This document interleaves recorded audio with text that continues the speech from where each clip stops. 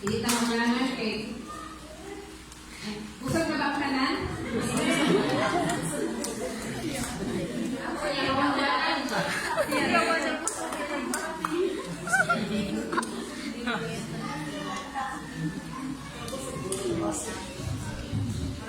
Kaya natin pumawa ang kawali ba?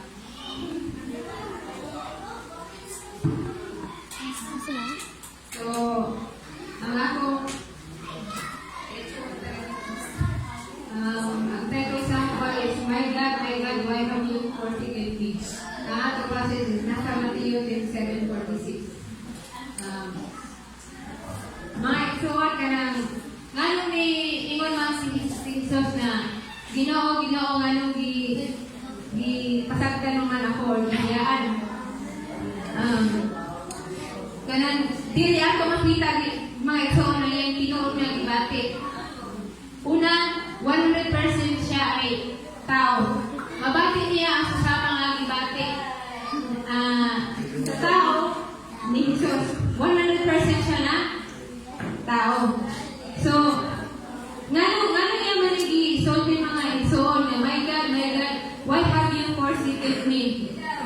Ang pangutana mga igsoon, gitalikuran ba kayo sa amahan si Jesus? Ang tuwag mga igsoon is oo, gitalikuran kayo sa amahan si Jesus para sa atong mga sala. Para kita makabaton o kalawasan. Gitalikan sa iyo sa amahan ni ang bugtong na anak. Murag kita o kanang ang iyang anak ba, iyang hagis ato sa lugar sa mga iyon arang pulis-pulisun. Diba? Iana ang nakitabo kay Jesus Christ, pero si Jesus Christ wala siya magreklamo.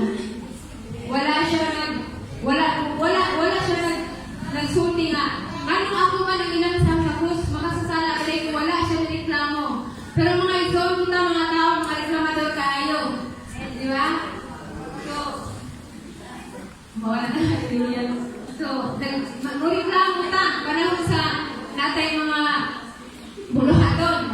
Ano, kaya magtuttuan na sa mga pagbubuhan na sa mga halimbawa, sa pagbugason, sa mga pagluto, na siya lagi, nilipod naman na ito. Kami dito, sige, kauli-uli na ako ng pagluto, kamo sila. Mga igsoon, diniingan na atong pinabuhi, diniingan na ang mga tao na alagad sa Ginoo. Kita doon, mga Kristohali na magtatanong sa Ginoo. I-claim na ito, makita, kailangan natay Jesus sa atong kasing-kasing. Natay Kristo sa atong kasing-kasing. Pusok kayo na muli na, Christian man ko, Bornagin man ko, na ako ng alaga na ako nagsimba ng simbahan na pagi. Apang ito ng pangutana, nagatuman na lang sa kabubutoy sa pamamahan, nagawa sa langit.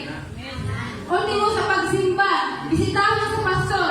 Pero, sister, simba na sa Domingo, pastor, pagkako sa Domingo, wala nilo, malakot. Diba? Minsan nanino na lang, wala niya ako.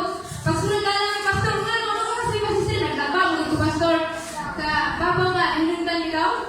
Dili siya kanang, kung ba, balik reason nga, galing mong buhaton nga, ang adlaw sa Domingo is para gina sa Ginoo. Kung kita nagatuman kita sa pagbuon sa atong amahan nga to sa langit mga igsoon, hindi kita aral mo or mo kanang mo absent sa pagsimba ano man. Kung mag-absent ka sa pagsimba, ang tao ka na sala. Ano man, kaya pagbuon sa Ginoo para kita masimba sa adlaw sa Domingo, pero wala nato tumanan. So wala nato siya simba. Mga igsoon, nakakawatan nila. Hallelujah. So, kulba lang gamay. Ganda na, hindi ko kayo ba, Tagalog, Bisaya, sa sinabol mo na ako istoryahan ko. Malibog na ta. So, din mga igsoon, tanan natin doon kabutang ang islutan. Una, ang unang paghilang ni Jesus sa magusog ng tingog. Mga igsoon, kananaan, si Jesus ni hilak ginitungod kay kanang dili niya gusto ang ipabuhat sa amahan dito niya. Ang iyang gihilak tungod sa kabugaton sa atong mga sala nga iyang gipas-an ngadto sa cross mga igsoon. Halimbawa ikaw, lima ka sa mintong sako, ipapas-an sa imong dungan. Kaya ba nimo alsahon di ka madagugan? Ingana mga igsoon kabugat ang atong mga sala ang gidala ni Jesus ngadto sa cross.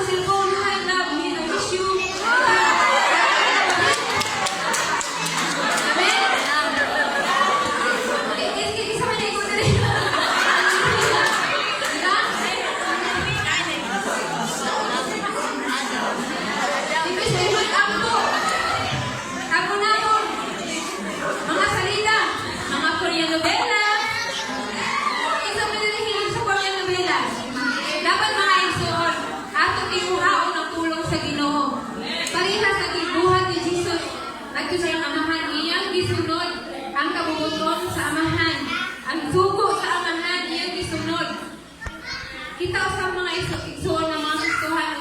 Siyempre, mga utang pa lang, ibabuhat sa ato sa Ginoo. Wala na. Kapoy man. Katugod man ko. Asa ka, anak? Mamati ka sa pulong sa Ginoo. Naan dito, nagpitok-pitok ang mata. Isa ka lang magkasalong sa. Isa ka sa Ginoo sa panalangin sa Ginoo nga. Ihatag sa kanino mga iyong mata. Nagluna ka na. Hallelujah. Mga igsoon, sa pinag-alay lang. Ang Ginoo, wala siya magduwa-duwa. Seryoso ang iyang gibuhat ato sa cross. Ikaw ba'y lansam sa cross na limba? Ikaw ba'y kastiguon sa marang na limba? Dili. Dili lalim nga si Hesus Kristo walay sala. Ipakasama sa mga kriminal ang gisapong gisabi. Gipako, gilansa kadto sa cross. Tungod og alam ka nato. Usa mga igsoon, dili na ta magpaluya-luya, dili na ta magpatulog-tulog sa atong pagtuo diha sa Ginoo. Mao na kining panahon nga kita mo mata magmadasigon sa pagpangalaga diha sa Ginoo kay nga naman. Tungod lang sa mga pagsulay, tungod lang sa mga problema, muhunong ka na sa pagpangalagad sa Ginoo, dili ka na. Dahil yan mga igsoon. Oo, ang tao, dili perfecto. Walay perfecto sa tao. Itang tanan makasala. Bisan kita mga Kristohano na bisan kita. Nag-aalagad na sa Ginoo, pero kitang tanan makasala gihapon. Pero mga igsoon, naging ng pulong sa Ginoo. Dili nato paabot nga mulubog ang adlaw sa kita mga pangay po sa iyo sa sala. Kaya ang Ginoo, matag di kayo na makasala kita ana ang pagpasaylo man naman. Human na. Human na. Idala ng Jesus Christ sa cross ang tanan nato mga kasalanan, ang tanan nato mga kahugawan, ang tanan nato mga kagahit ulo. Tuwa na dito tanan sakit tuwa na gidala ni Jesus. Amen. Hallelujah. So, dili ba may son ang pagbati ni Jesus sa tao nga naglahi. Unsa may kalainan sa pagbati ni Jesus sa tao? Ang pagbati ni Jesus ay para tumalon ang kabubukon samahan. Gibati niya ang tumang pagigugma o tumang kaluoy nga ni kanato. Ang pagbati ni Jesus ay puno sa gugma o pagpaubos. Ang pagbati ni Jesus ay puno sa pagigugma ngadto sa amahan. Gibati ni Jesus ang pag-antos sa pagbuhat ug maayo mga igsoon. Pero kita, nag-antos kita sa kalisod tungod kay ang atong una-una. Pobre kay ka sa pulong sa Ginoo pero mga igsoon, kung ang atong una-una puno ta sa pulong sa Ginoo, wala yung Kristohano na pobre kay ang atong Dios hari siya. Ang atong Diyos dato siya. Amen. Wala ang hari ng pobre? Wala mga igsoon. Kitang tanan anak taghari. Amen. Hallelujah. Mao kani ako bati sa Ginoo, si Jesus. Ang pagbati sa tao, reklamador, nya suguon nimo, musugot magani mo Magbutlot ka. ka. Suguon sa amahan mo ginahan paghugas ka tunay. Pakulat na lang ang ginikanan, lalo nagkalabog na ang mga kadiro na kinabuhat. Suguon sa palungat. Musugot magani sunog ang ginuang. Asa na. Suguon sa pagpalaba, musugot magani ang ito mo puti, ang puti mo ito.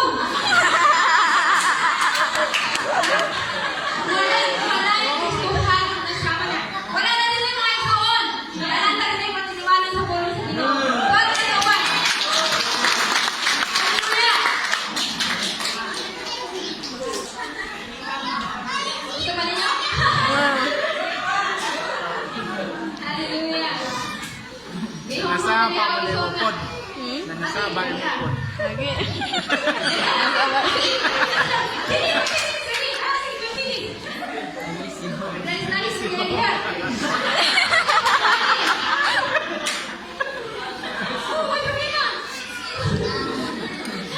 Okay, yan sa number 2 mga igsoon. Ato makita diri ang ikaduhang pag-singit ni Jesus, ang iyang paghila. At yung nag-describe natin. And when Jesus had cried out again in a loud voice, He gave up His spirit. So, mga igsoon, ang Ginoo, si Jesus Kristo, iyang gitugyan sa Ginoo. Una, ang iyang kasing-kasing. Ikaduha, ang iyang kinabuhi. Ikatulo, ang iyang espiritu. Kita mga igsoon, mingon ta, ang atong kinabuhi, gitugyan nato diha sa Ginoo. Pero kinabuhi ra may kasing-kasing. Unsa man na? Buo o kulang? Kulang. Kulang. So mga igsoon, pero makasabot na taon sa'y dapat na itong maisugyan. Ato sa Ginoo, ato kasing-kasing. Diba? Kaso, gitugyan nato sa uyang.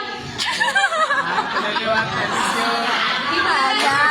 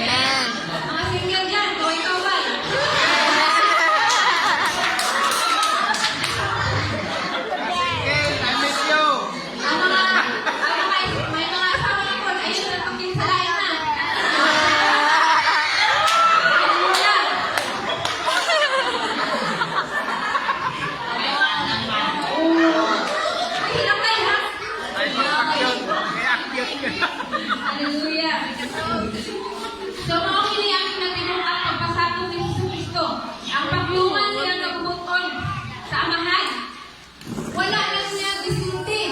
Iyang gibuhat, kinabuhi. Kasi mo kayo yung espiritu, iyang itugyan. Kita mga isong kaya ba nato? Kaya tugyan ang atong kinabuhi nato sa atong buhi na Diyos? Amen. So, kanos ka na kasundan? Kung ba? Pero, Pero lang mga isuon, sugan nato nga magpasakot ka sa Ginoo.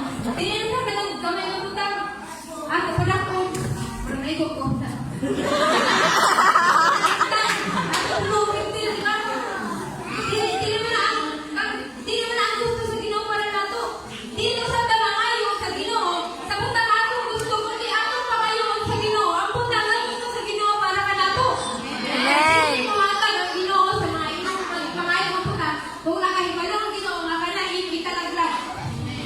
Amen. Mga pinamay ko ano sa akin. Makainin ka Ginoo, dugay ko naman din siya di pa ngayon. Hindi lang hirap, may hana. Ano pa nga yung ihatag, nakatungin Ginoo sa lain. Kaya mga pinay, kaya magpabuhay sa karoon, kaya lang kinasikido. O di ba ipalayan ka sa Ginoo sa kalaglagan? Mga isuon una, nako sa kanan, ulapon kayo nato ang Ginoo sa atong kinabuhi. Bawa na ang giingon sa Matthew 6:23 nga, seek ye first the kingdom of God and His righteousness, and all these things shall be added unto you. Ang tanan mo ka, ikadugang na, bonus ka na, pero ang ato unawan ang Ginoo gayon. Kaya mga kailangan kami kailangan sa kanan. Bawa na, naghatag ka na ako kinabuhi. Bawa na, naghatag ka na akong kaluwasan, at naghatag ka na akong paglao mga ison. Hallelujah! Dili ka panahon sa pag-share sa pulong sa Ginoo. Di ko, mauwaw ko. Panahon na mag-angkot sa pagkaon. Di ko, ikaw na lang. Ayun! Ikaw na ito ang opportunity. Ang pastor na ito na ikaw na ito na susunod wali ka. Kaya, baka naman wali, mabilaw, baka mga tao sa buwan. Naguna na dahil ang mga negatibong pag-una-una. Ato naman mga iso na ang pulong sa Ginoo gamahanan. Ang pulong sa Ginoo, baka ayaw sa tanan. Maghatag na nato kadasig ug kalig-on. Maghatag na nato gugma, kalinaw, ug kalibay. Hallelujah. Panay ka na?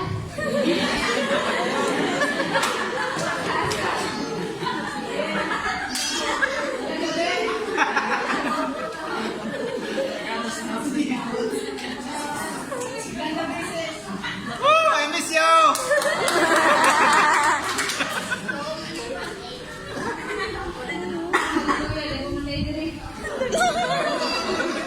So mga ikawan, bitaw, sa iyo sa ato kayo unahan ng Ginoo sa pagpapalagay.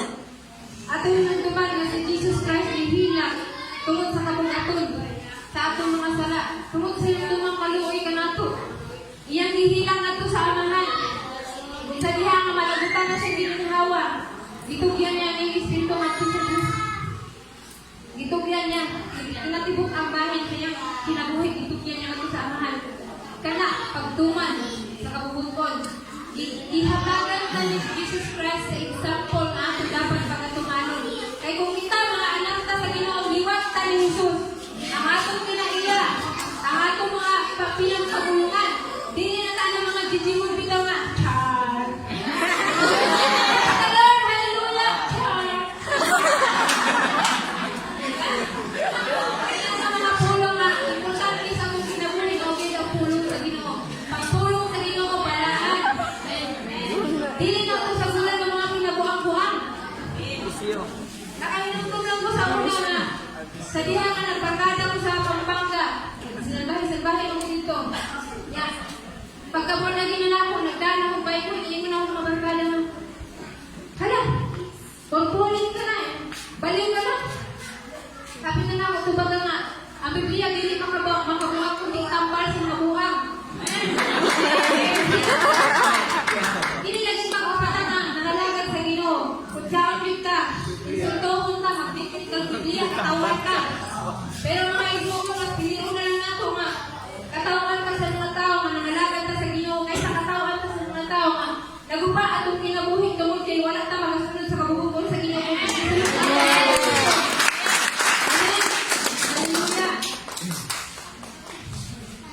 Hindi mo tapat, nabusog ba ka, Quezon?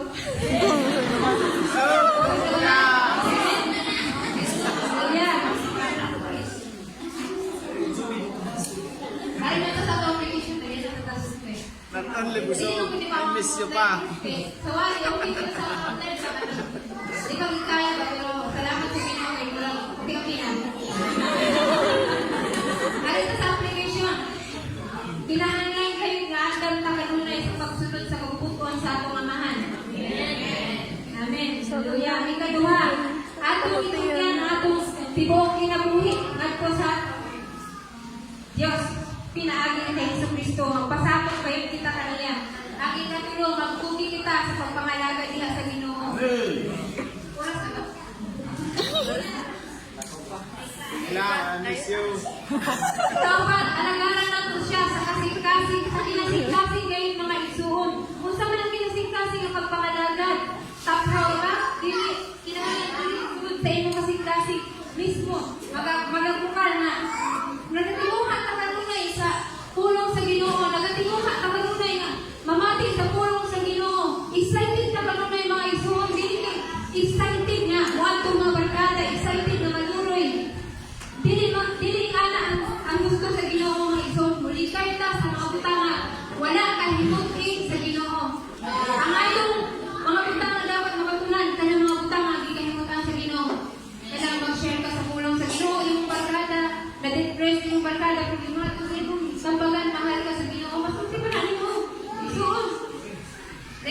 Dahil naghinog to. Wala ka diya. Basta ko tayo. Okay ko. Ikaw may labot niya. Ikaw may naguli sa buwan. Diba? Kaya mga gusto niya nga dito nga, dili iya sa Ginoo. Pero kana mga tao nga, tinadanay kayo dito sa Diyos. Makabatong kita gugma sa fisik na tao? Makabatong kita kaluoy mga isuon? Kaya mga kana gusto sa Ginoo, kanato. Dili kita mag-iya-iyahay na kita dapat kanang panaghiusa. Magkakalibay kita, panahon sa mga pagsulay, pagsubok, na ang gihapon kita nagpangalagan sa Ginoo, nagapadayon gihapon kita mga isuon.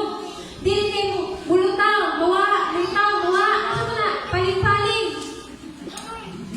Panahon sa mga pagsulay o pagsubok, may isuon, ayaw buhunong pagpangalagan sa Ginoo kay nanuman. Ang Ginoo, maghatag kanimo mga butang ang katingalahan na wala panimo masaypi sa imong kinabuhi. Makurat ka na lang na ano kayo sa imong matubangan. Ang tugay na nimo ang ipagpastingan, ipangayo sa Ginoo. Mao ka lang nakitabo sa imong kinabuhi mga igsoon. Sa una ako pa lang ang gustuhanon sa mua. Wag pa, ako mga igsoon, mga hinulong pa na.